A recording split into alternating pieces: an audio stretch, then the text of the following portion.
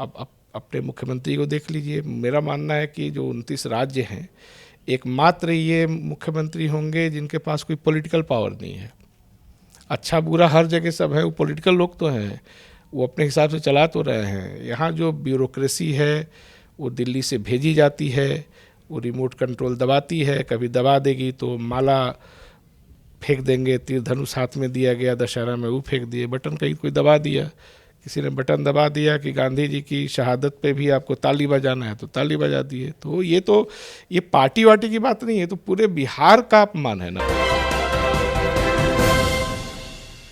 नमस्कार, city post live में आपका स्वागत है। मैं हूं श्रीकांत प्रत्युष और मेरे साथ हैं खास मेहमान। जी हां, बिहार प्रदेश कांग्रेस के प्रभारी शहनवाज जी हैं।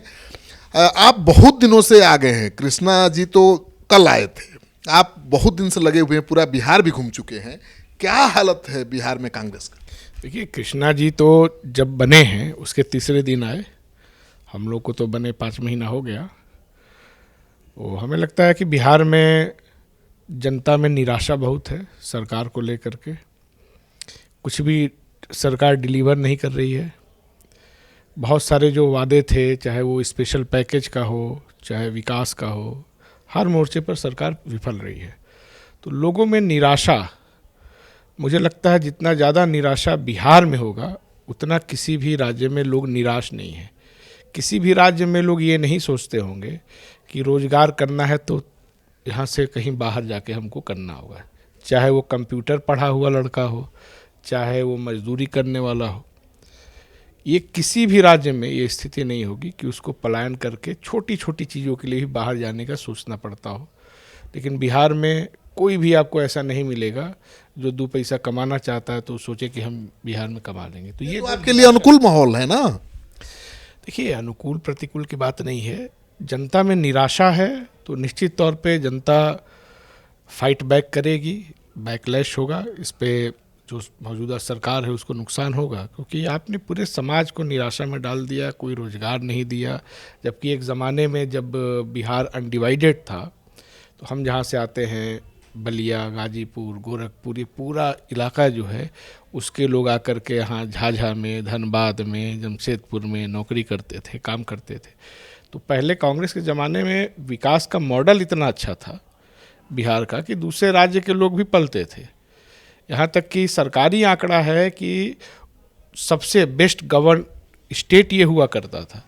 लेकिन ये सोचने की ज़रूरत है कि क्या अराजकता हुई, क्या चीज़ें कैसे बिगड़ी कि अब यहाँ पे कोई विकास की बात उस तरह से लंबे समय से देखने को नहीं मिली है।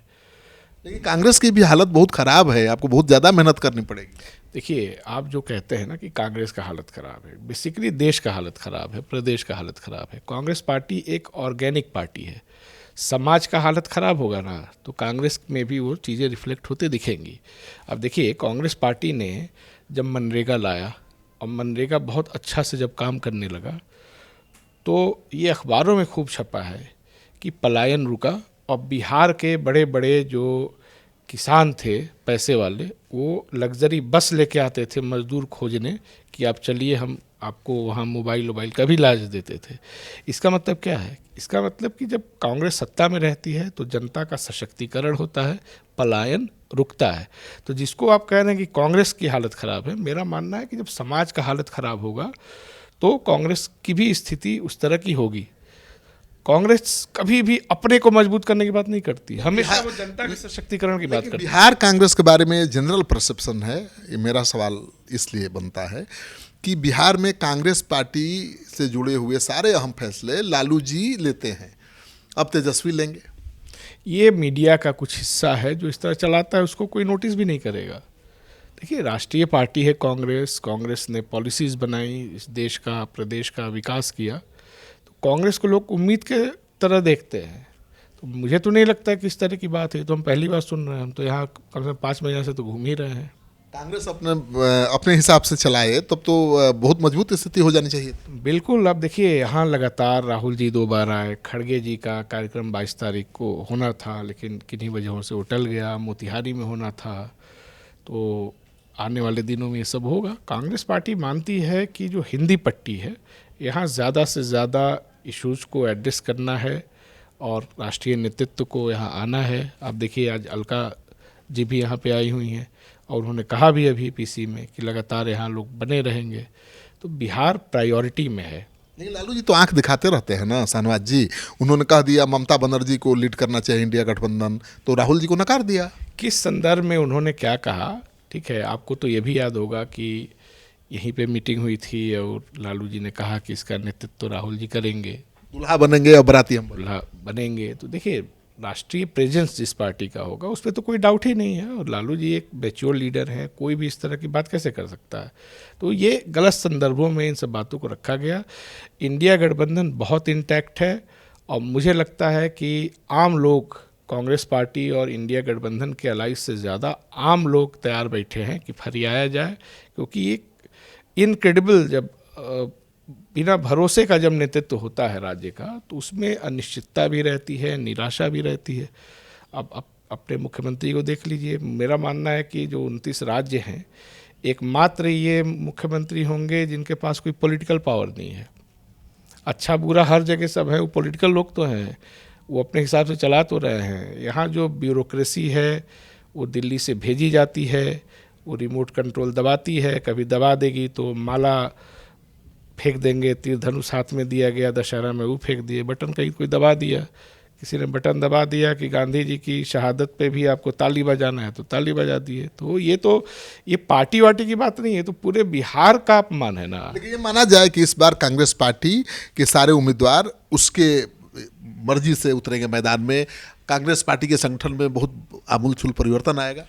कांग्रेस पार्टी के प्रत्याशी तो कांग्रेस के ना मर्जी से उतरेंगे, किसी भाजपा का प्रत्याशी भाजपा की मर्जी से ना उतरता है। तो आपकी मर्जी से कभी लालू जी नहीं देते। देखिए ये सब कहने की बातें हैं।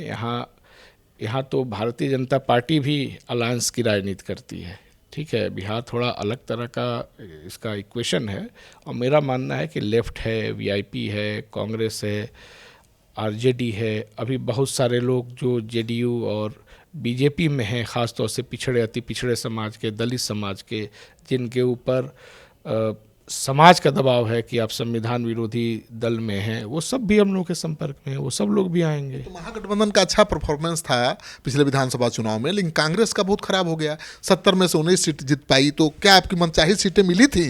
देखिए चुनाव में हार जीत होता है, उसके बाद पार्टी रिव्यू करती है, जो उसकी कमियां होंगी वो पार्टी दूर करेगी, जो स्ट्रेंथ होगा उस पर और काम करेगा। इस पर सीट आप तय करेंगे ना, कहाँ से लड़ना है, कि लालू जी तय करेंगे, पूछ रहा हूँ। भाई जब अलायंस है तो अलायंस में जितने भी पार्टी के लोग हैं, CPM, CPI, Congress, VIP, RJD, सब लोग बैठ के ना तय करेंगे, वो कोई एक आदमी थोड़े तय करेगा। बीजेपी का सबसे जो स्ट्रॉन्ग होल्ड वाला एरिया है वही सीट आपको मिल जाती है जहां हार तय है।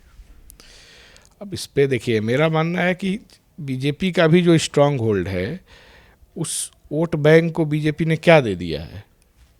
ऐसा थोड़े है कि वो किसी का परमानेंट जनता जो है लिखवा लिया है कि हमारे साथ ही रहेगा, ऐसा थोड़े होता है। जनता अपना हिसाब किताब करती है ना भाई। इस बार आप उन्हीं सीटों पर लड़ेंगे जहां आप मजबूत होंगे, ये जानना चाहता हूँ। ये देखिए अलायंस में सबकी अलग अलग पोजीशनिंग होती है, ये सब बैठ करके हमारा शीर्ष नेतृत्व इस पर तय करेगा। अभी तो इसमें टाइम है, अभी हम लोग का पूरा फोकस है ऑर्गेनाइजेशन को सही से सुचारू रूप से चलाना है, उसके लिए कमेटी बनानी है। अप्रैल मई में कुछ हम लोगों को बड़े जनसंपर्क अभियान चलाने हैं, मेंबरशिप वगैरह भी ड्राइव चलाना है। इसमें इन सब पे अभी पूरा पार्टी का फोकस है। ये चर्चा है कि तेजस्वी यादव का मानना है कि मुख्यमंत्री बनने से चूक गए थे केवल कांग्रेस के खराब परफॉर्मेंस की वजह से, इस बार सीटों की संख्या कम हो सकती है। अब देखिए किसी का क्या मानना है, इससे हमारा क्या मतलब है, तो पार्टी तय करेगी। वो जो भी इसमें मैंने कहा ना, जो भी इसमें दल है उनका शीर्ष नेतृत्व तो बैठेगा, बातचीत करेगा। हम लोगों का मेन जो मकसद है वो ये है कि बिहार को फिर से पटरी पर लाया जाए, बिहार में पॉलिटिकल आदमी मुख्यमंत्री बने। रिमोट कंट्रोल से चलने वाले लोग इतने बड़े राज्य को कैसे चला पाएंगे। और आप देख रहे हैं ना, मतलब निराशा का भाव है। जब लीडरशिप पे लोग भरोसा करते हैं तो समाज में उत्साह दिखता है, समाज में भी वो कॉन्फिडेंस दिखता है ना। अब उनका कोई गारंटी नहीं है कब पलट जाएंगे, तो बिहार के लोगों का भी तो मनोबल गिरा है ना। दिल्ली में ठीक है कांग्रेस का प्रदर्शन अच्छा नहीं रहा, लेकिन कांग्रेस की वजह से ही आम आदमी पार्टी की हार हो गई।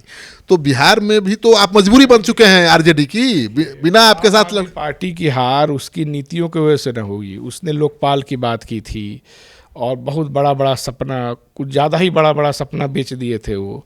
अब पूरा नहीं हुआ तो जनता जो है उनको कुर्सी से गिरा दी, यहाँ तक कि मुख्यमंत्री जी भी हारे।